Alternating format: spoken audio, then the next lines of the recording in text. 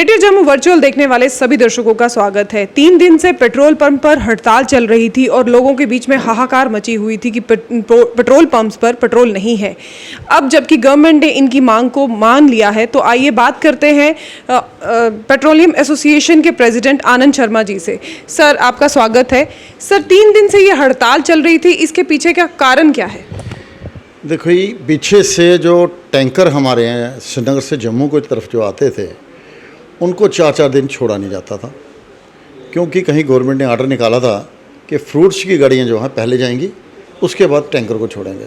वो 4-4 दिन फ्रूट के ट्रक ही चलते रहते थे और ड्राइवर वहीं पे बैठे रहते थे, ना उनके पास खाने को ना पानी पीने को, जहाँ खड़े हैं वहीं के वहीं रहते थे। हमने सरकार से कई बार लिख कर भी दिया, उनसे वीडियो कॉन्फ्रेंसिंग भी हुई और उनको बताया भी गया कि भाई ऐसे ऐसे हमारी गाड़ियाँ छोड़ दो, लेकिन उन्होंने नहीं छोड़ा। लास्ट में जो ड्राइवर लोग थे उन्होंने हड़ताल कर दी और वो टनल पे ही बैठ गए। कुछ 600 से 700 टैंकर तो वो वहीं बैठ गए। उसके बाद हमारे जो डिपो थे, कारगिल का डिपो बंद था, श्रीनगर का डिपो बंद था, जम्मू का डिपो बंद था, इवन गैस प्लांट जहाँ से गैस जाती है वो भी बंद थे। वहाँ पे लोडिंग अनलोडिंग 3 दिन से टोटल बंद थी। मेरी डीजी साहब से कल भी बात हुई, मैंने उनको कल भी कहा कि आप नहीं दोगे तो पंप्स ड्राई हो जाएंगे और तेल की हाहाकार मच जाएगी और श्रीनगर भी सप्लाई नहीं पहुंच पाएगी। क्योंकि ग्राउंड लेवल पे आईजी साहब बैठे हैं, लेकिन उनको ग्राउंड लेवल के पूरी सिचुएशन का मालूम नहीं था कि वहाँ पे माल नहीं पहुंच पा रहा, गाड़ियाँ वापस नहीं आ पा रही। और जो हमारे ऑयल कंपनीज वालों ने जलंधर, संगरूर, बठिंडा सब जगह से गाड़ियाँ मंगवानी शुरू कर दी। उससे क्या हो गया, गाड़ियों की ट्रैफिक और बढ़ गई।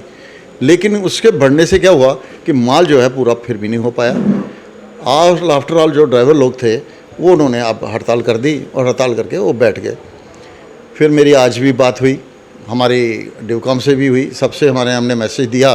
तो उसके बाद डीजी साहब ने आज SMS किया था सुबह कि मैंने आईजी साहब को कह दिया है कि आज आपका कोई ना कोई मसला हल करेंगे। लेकिन लिखने के लिए कोई भी तैयार नहीं, तो कोई मानने को भी तैयार नहीं था कि हमें लिखित में दे दो कि गाड़ियाँ जो हैं एडवांस में छोड़ देंगे। लेकिन उन्होंने कहा 1-2 दिन में हम लिखित में दे देंगे, आप गाड़ियाँ बढ़ाओ। अब जाके हमने ऊपर काफ़ी प्रेशर था, एडमिनिस्ट्रेशन का भी, पुलिस का भी, सबका। तो उसके बाद जो है हमने यही कहा कि उन्होंने कहा 5-6 दिन में आपकी पार्किंग जो है बनाल में कर देंगे, टैंकर जाके आपके बनाल खड़े रहेंगे और बनाल से सबसे पहले छोड़ देंगे। लेकिन ये वर्बल दिया हुआ है, अगर राइटिंग में नहीं देंगे ये दोबारा भी हो सकता है। और इसके बंद होने से क्या हुआ कि 50% हमारे पंप जो श्रीनगर में थे वो ड्राई हो गए। और मेरे आज की डेट में जो मेरे पास इन्फॉर्मेशन है, जम्मू में भी 30 से 40 पंप जो हैं ड्राई हो चुके थे। अगर ये सप्लाई आज हम नहीं खोलते तो पब्लिक को परेशानी होनी थी।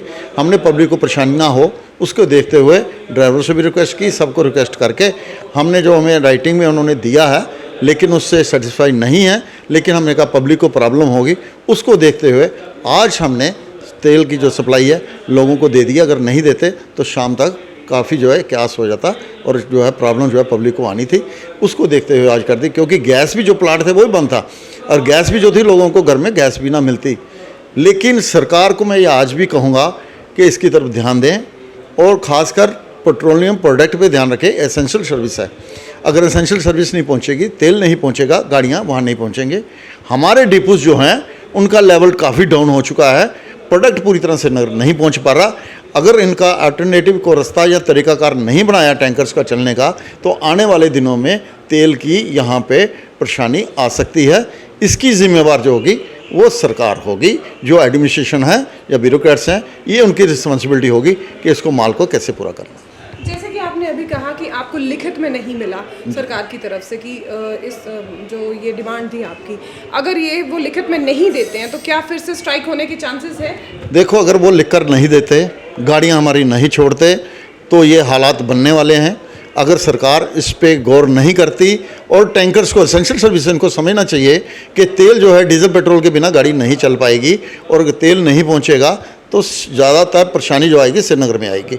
और सरकार को ये सोचना चाहिए पहले तेल पहुंचना चाहिए, तेल के टैंकर्स को प्रायोरिटी दें ताकि तेल पहुंच पाए।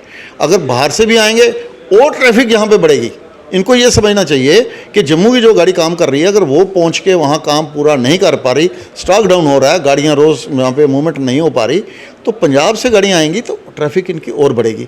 उससे ट्रैफिक की मसला हल नहीं होने वाला जितनी देर टैंकर को ये तरह से नहीं छोड़ेंगे।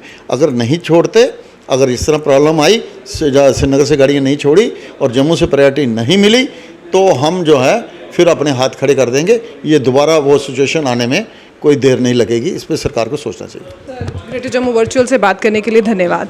तो ये थे हमारे साथ जम्मू कश्मीर पेट्रोलियम एसोसिएशन के प्रेसिडेंट आनंद शर्मा जी, जिन्होंने हमें बताया कि जो पेट्रोल पिछले 3 दिन से स्ट्राइक चल रही थी, आज वो कॉल ऑफ कर दी गई है। और इसके साथ ही साथ जब हमने बात की पेट्रोल के दाम कम होने की, तो संभावना है कि जनवरी के बाद पेट्रोल के जो दाम है उसमें थोड़ी गिरावट देखने को नजर आएगी। इसी तरह की और अपडेट्स के लिए जुड़े रहिए ग्रेटर जम्मू वर्चुअल के साथ। कैमरामैन अजय जाडू के साथ मैं नीतू सिंह, ग्रेटर जम्मू वर्चुअल, जम्मू।